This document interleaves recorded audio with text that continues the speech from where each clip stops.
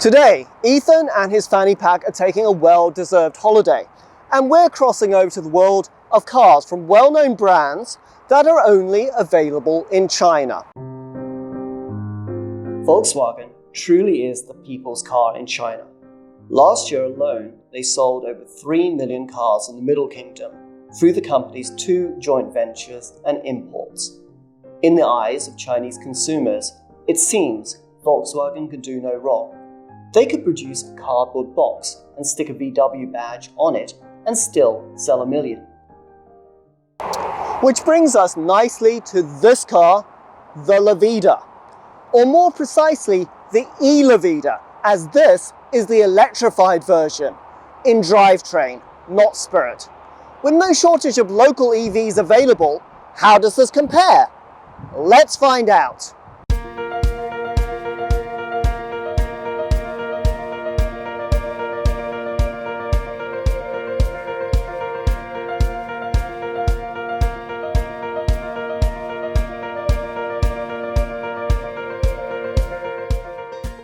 While this is obviously a Volkswagen, some commentators on the internet are saying it doesn't look like other VWs. Well, it might not look like ones you've seen outside China. What it does look like is the China-only Passat NMS. Both are made by the Shanghai Volkswagen JV. The e-Lavida is based on the 3rd generation Lavida, a car launched in 2018. It is a compact model designed to give the Shanghai JV something to compete with the FAW-produced Jetta, which being China is called the Sagata. It's a much bigger and more upmarket looking car than the previous 2 incarnations. Only the well-trained are going to notice a huge amount of difference between the e-Lavida and the regular petrol version. On the regular car, it has a horizontal chrome grille. And look here, an e-Lavida badge. If you're wondering why it's blue, well, in the Chinese EV market, blue equals green. There are further badges on the sides and at the back. A strong belt line starts at the headlights and runs all the way to the boot. Another strong line goes on each side of the bonnet into the A-pillar. In addition, contours on the bonnet and the sides of the car add some form. Although it is supposedly a compact car, it is less than 10 centimeters shorter than a European Passat. The e-Lavida retails at RMB 148,900. That's about 18,100 euros. Dealer discounts apparently, though, take it below 100,000 RMB. While the outside might not tug on the heartstrings, it is perfectly acceptable. Where things start to get bad is on the inside. Okay, I understand this is an EV version of a conventional car, but take a look at the Reels Boy video of the Geely Geometry A for some idea of what the EV competition looks like at a similar price point. Are you back? No, there is no need to increase the brightness of your screen. The e-Lavida really is that dull inside. The instruments are really just out of the conventional Lavida, with a rev counter looking dial converted over to give information about electric charge. In between this and the speedometer is a monochrome digital screen. The infotainment screen really is that small, a mere 7 inches. On most Chinese EVs, the screens are so big they make Tesla blush.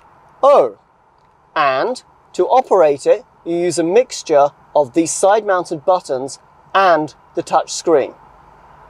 Response time and navigation are not particularly good. Plus there is no reverse camera.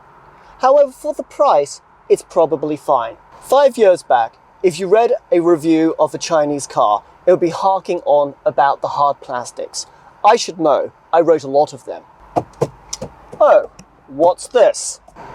While the 3rd generation Lavida is a lot more upmarket than the previous 2 versions, it inherits the hard plastics from them, and the materials are nowhere near as good as in a Golf.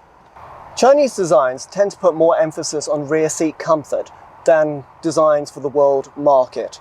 And here the Lavida does quite well. There's good leg room, there are air vents, and USB chargers.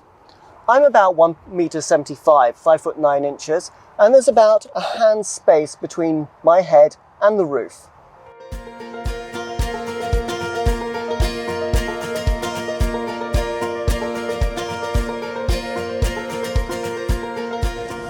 What you need to know about this car is that it essentially uses the same setup as the e-Golf. So you have a 100 kilowatt motor, 134 horsepower, driving the front wheels, and it's coupled with a 38.1 kilowatt battery pack, which is slightly larger than in the Golf. This gives you a 278 kilometer, 173 mile range under the NEDC cycle. While this might be fine for pottering around town as a daily commute, a lot of the Chinese EV competition gives you ranges of between 400 and 600 kilometers. How does it feel though? One of the first things you notice is how light the steering is.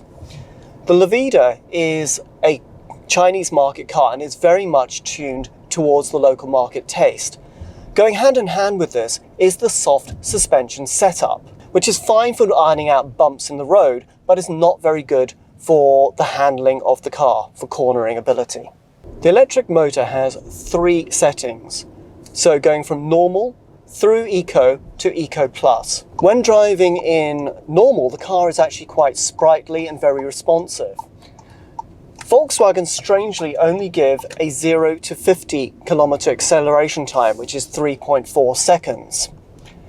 The car feels as if it should do the century, 0 to 62 miles per hour, in somewhere between 7 and 8 seconds. When you select the Eco or the Eco Plus, it dulls the responses and adds to the available range. When you're driving an Eco Plus, it feels as if you're driving a 1.4 litre petrol engine car.